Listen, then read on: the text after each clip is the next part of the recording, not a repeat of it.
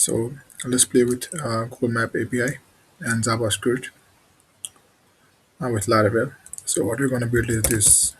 Whenever we type something like it will show some solution list, and whenever you select that, it will show latitude and longitude of that country or street or address, anything. 21 Jump Street, as you can see, it's showing there. Also 22 Jump Street.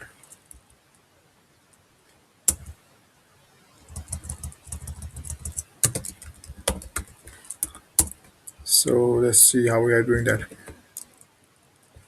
So first of all, go to Google Map API for autocomplete. Place autocomplete and read the documentation. And they have provided really well documented documentation for doing everything. Then get your Google Map API key.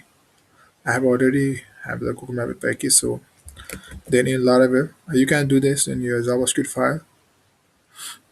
Uh, the process is same as in I'm doing in Laravel, but I'm gonna show it how to use the route. So first of all, create your route.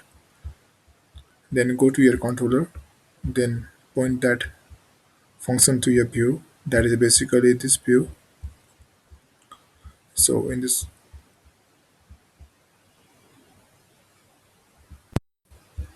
so in your blade, this is basically a HTML file, JS file you can use separately, and in your you don't have to use it on Laravel. You can do it on JS file too. So what I'm doing is I'm creating a button input field, and giving it a name of autocomplete. Then I'm creating this div for latitude and longitude. Please note ID for latitude and ID for longitude, and also ID for autocomplete. So whenever I type something in here, what it does is it call the Google Map Autocomplete Place API, and then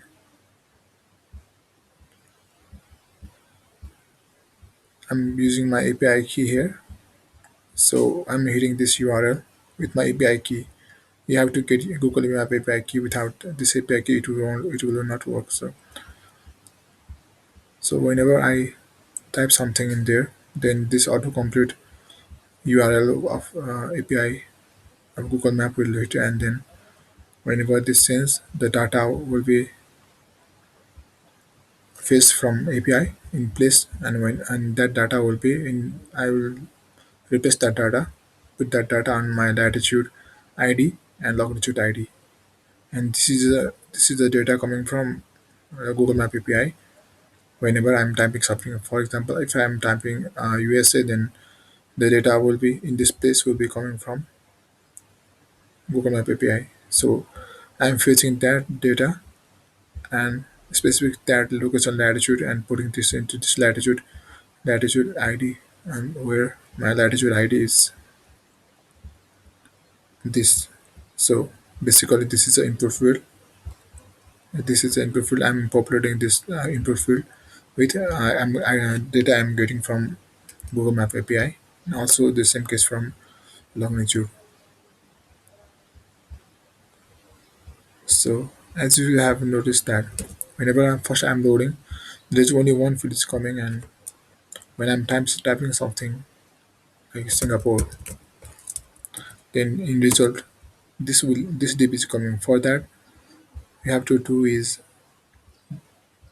whenever this is a selector in Java in jQuery, and whenever page load, you are hiding the ID. You are in this ID. You are adding this class dnone, and I'm adding this class to this three input field. That is this basic information field, latitude field, and longitude. So